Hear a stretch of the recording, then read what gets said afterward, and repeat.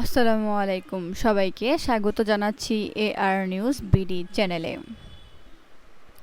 মোহাম্মদ শাহাবুদ্দিন চুপ্পুর রাষ্ট্রপতি হিসেবে যাত্রা শুরু থেকেই ছিল বিতর্ক ও রাজনৈতিক আনুগত্যের প্রশ্নে আবৃত।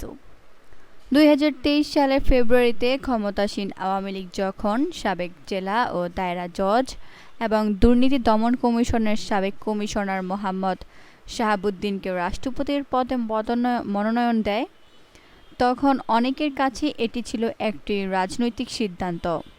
সংবিধান অনুযায়ী রাষ্ট্রপতি রাষ্ট্রের সর্বোচ্চ সাংবিধানিক পদে অধিষ্ঠিত হলেও বাংলাদেশের সংসদীয় ব্যবস্থায় এই পদ মূলত আনুষ্ঠানিক। তবুও এই পদের সবচেয়ে বড় শক্তি হল রাজনৈতিক নিরপেক্ষতা ও নৈতিক মর্যাদা।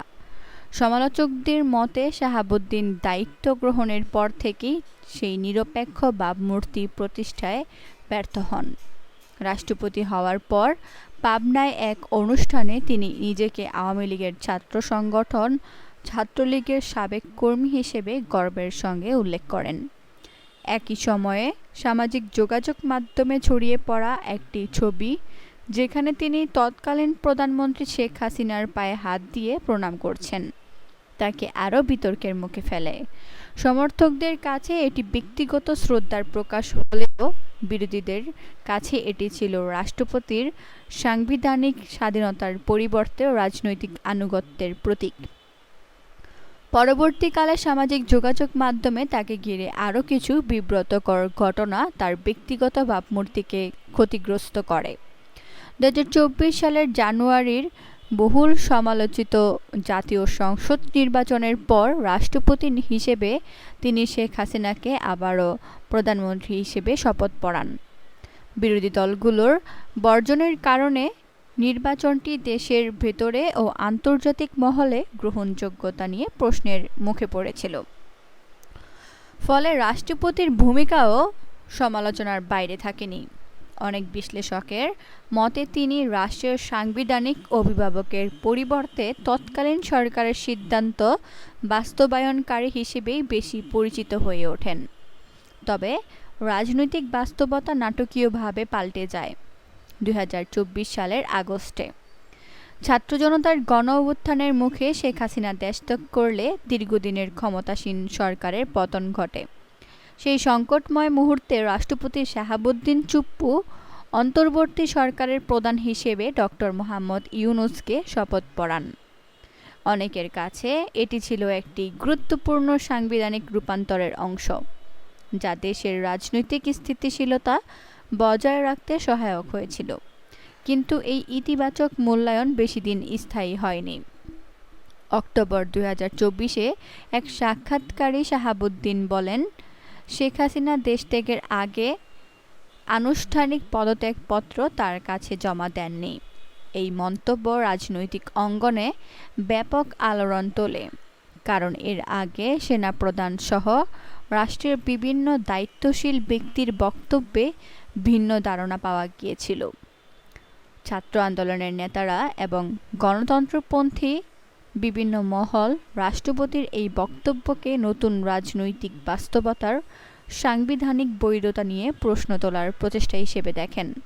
এর ফলে বঙ্গভবনের সামনে বিক্ষোভ, রাষ্ট্রপতির পদত্যাগের দাবি এবং তীব্র রাজনৈতিক উত্তেজনার সৃষ্টি হয়। অন্তর্বর্তী সরকারও কঠিন সাংবিধানিক বাস্তবতার মুখোমুখি হয়।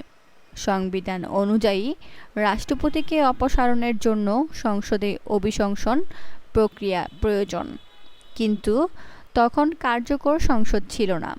ফলে রাজনৈতিকভাবে দুর্বল হলেও সাংবিধানিক সীমাবদ্ধতার কারণে শাহাবুদ্দিন চুপ্পু রাষ্ট্রপতির পদে বহাল থাকেন। এই পরিস্থিতি বাংলাদেশের সংবিধানের কিছু কাঠামোগত দুর্বলতাকেও সামনে নিয়ে আসে। বিশেষ করে অন্তর্বর্তী বা সংকটকালীন সময়ে রাষ্ট্রপতির জবাবদিহি নিশ্চিত করার কোনো কার্যকর বিকল্প ব্যবস্থা না থাকার বিষয়টি নতুন করে আলোচনায় আসে। ২০২৬ সালের ফেব্রুয়ারিতে নির্বাচনের মাধ্যমে সংসদীয় শাসন ব্যবস্থা পুনঃপ্রতিষ্ঠিত হওয়ার পরও শাহাবুদ্দিন রাষ্ট্রপতির দায়িত্বে বহাল ছিলেন। প্রধানমন্ত্রী তারেক রহমান তার কাছ থেকেই শপথ নেন। কিন্তু সংসদে রাষ্ট্রপতির অতীত ভূমিকা নিয়ে সমালোচনা অব্যাহত থাকে। বিরোধী ও ক্ষমতাসীন উভয় পক্ষের অনেক সদস্যই তার নিরপেক্ষতা নিয়ে প্রশ্ন তোলেন এবং অতীত কর্মকাণ্ডকে রাজনৈতিক বিতর্কের বিষয় হিসেবে ব্যবহার করেন। সবশেষে লন্ডনে চিকিৎসাধীন অবস্থায় তার সঙ্গে শেখ হাসিনার টেলিফোনে কথোপকথনের খবর প্রকাশ্যে এলে নতুন করে বিতর্কের সৃষ্টি হয়। যদিও এই ধরনের যোগাযোগের প্রকৃতি ও উদ্দেশ্য নিয়ে ভিন্ন মত থাকতে পারে, তবুও এমন একটি সময়ে এই ঘটনা রাজনৈতিকভাবে অত্যন্ত সংবেদনশীল হয়ে ওঠে। যারা নতুন রাজনৈতিক ব্যবস্থাকে সুসংহত করার পক্ষে ছিলেন, তারা বিষয়টিকে পুরনো ক্ষমতা কাঠামোর সঙ্গে যোগাযোগ বজায় রাখার ইঙ্গিত হিসেবে দেখেন। ক্রমবর্ধমান রাজনৈতিক চাপের মুখে শেষ পর্যন্ত তিনি স্বাস্থ্যগত কারণ দেখিয়ে সরে দাঁড়ানোর সিদ্ধান্ত নেন। সামগ্রিকভাবে মোহাম্মদ শাহাবুদ্দিনের রাষ্ট্রপতিত্ব বাংলাদেশের সাংবিধানিক রাজনীতিতে একটি গুরুত্বপূর্ণ অধ্যায় হিসেবে বিবেচিত হতে পারে। তার সমর্থকেরা বলতে পারেন, তিনি রাজনৈতিক অস্থিরতার মধ্যে সাংবিধানিক ধারাবাহিকতা বজায় রাখার চেষ্টা করেছিলেন। অন্যদিকে সমালোচকদের মতে তিনি রাষ্ট্রপতির সবচেয়ে গুরুত্বপূর্ণ বৈশিষ্ট্য রাজনৈতিক নিরপেক্ষতা ধরে রাখতে ব্যর্থ হন।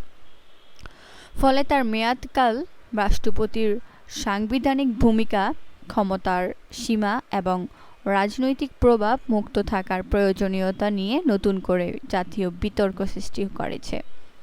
ভবিষ্যতে বাংলাদেশের রাষ্ট্রপতি পদকে আরও কার্যকর ও সর্বজন গ্রহণযোগ্য করতে হলে শুধু সাংবিধানিক বিধান নয়, রাজনৈতিক সংস্কৃতিতেও নিরপেক্ষতা, জবাবদিহি এবং প্রাতিষ্ঠানিক মর্যাদার চর্চা আরও শক্তিশালী করা প্রয়োজন। আজ এখানে শেষ করছি। সবাই ভালো থাকুন, সুস্থ থাকুন। আল্লাহ হাফেজ।